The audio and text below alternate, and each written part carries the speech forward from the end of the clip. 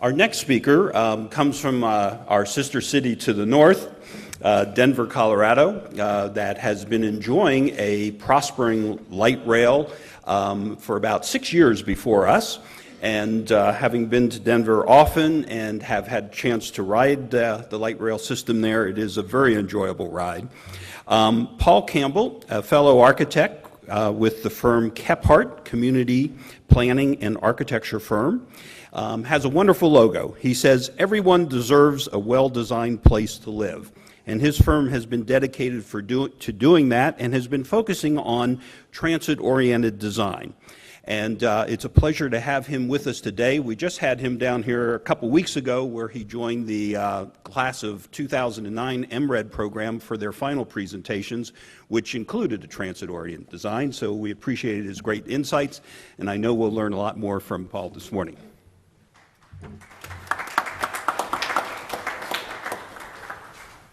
Well, good morning. You're going to have to forgive me if I'm a little emotional today. I'm still trying to figure out how the Nuggets lost last night. I don't know if anybody saw that game, but I'm going to try to get over it. I'm going to come down here. Architects just really love to be right close to their work and want to share some of the observations that we've learned with TOD work. Just a little bit of history about us. We're pretty much exclusively housing architects. Are we okay on sound? Yeah, it's tough right in front of the speaker. I'm going to go, how about over here? Is that better? All right. Over to this side. We're going to go like that. We've got an audio expert in the crowd, I can tell.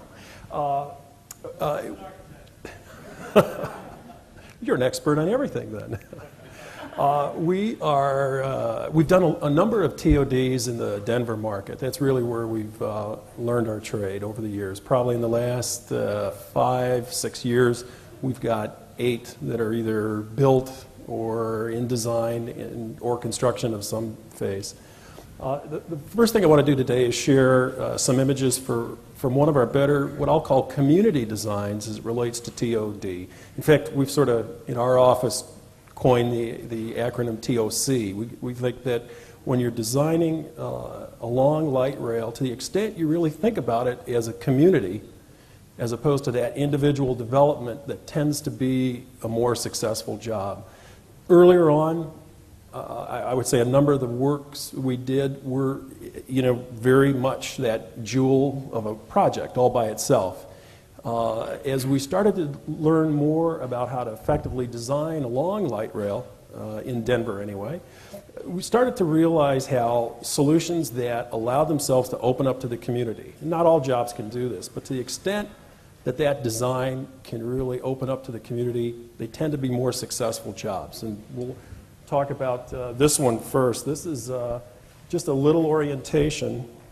This is, whoops. Okay, this one doesn't have the pointer, right?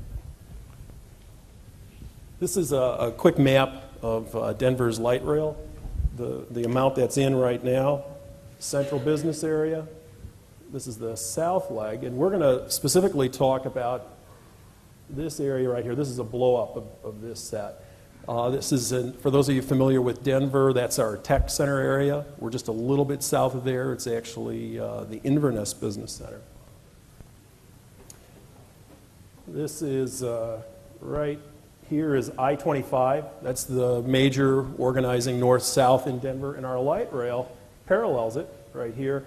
You can see what happens is there's an overpass, so there's a pedestrian overpass that connects up to parking.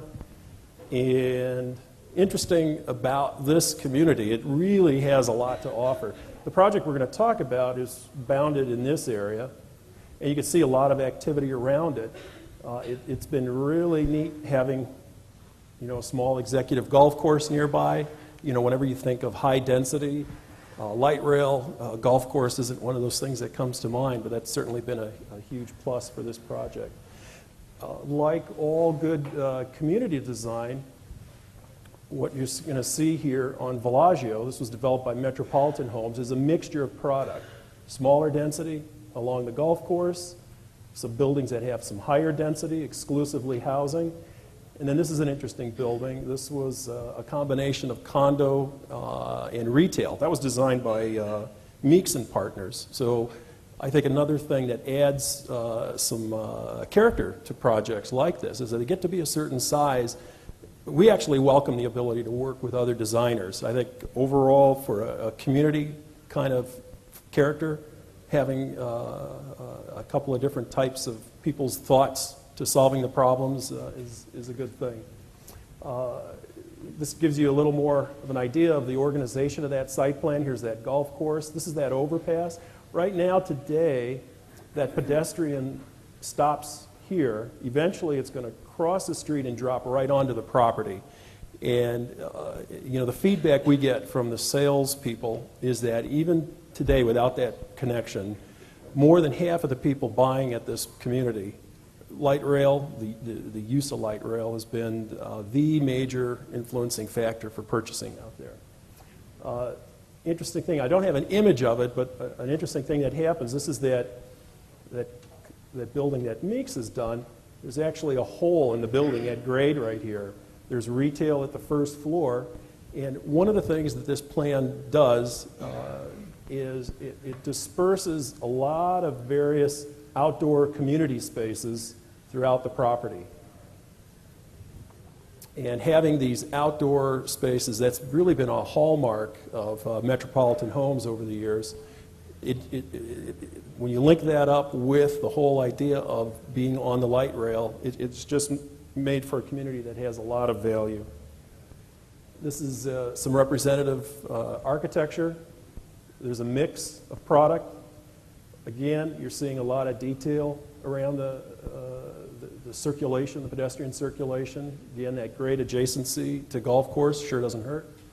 A lot of interesting outside signage, and again, a lot of development and detail to reinforce this whole idea of Bellagio being almost like a destination community kind of thing. Again, some of the artwork and sculpture and attention to detail that you're seeing around the site. A lot of times when we do plans that have elements on the first floor and you're getting that outside space, those can be perceived as loss leaders. When there's that attention to the detail throughout the community, and it's really more of an asset, what we're actually finding, what Metropolitan has found is having that connection at grade to people that are going through the community has actually been a plus. Maybe it's not for everybody, but there are certain people that just really were attracted to having that connection with people in the community. Going back to the site plan, a closing thing that again I think just really reinforces this whole idea of thinking about transit-oriented work as a community is you're seeing the activity around Bellagio itself. Here again is Bellagio. This is an apartment community done by Embry. This is an apartment community done by Fairfield. And this is an older image. These guys are online now. Well, basically, these residents make their way, frequent coffee shops, small retail. It's boutique retail. This is probably on the order of about 15,000 feet, so we're not talking monster center kind of stuff. And as Tim pointed out, there were some lessons learned from Metropolitan with integrating in that even that small amount of retail with substantially a larger multifamily. But anyway, these apartment goers basically make their way to light rail through here, and again, that integration of the community has just been something that has really worked at Bellagio.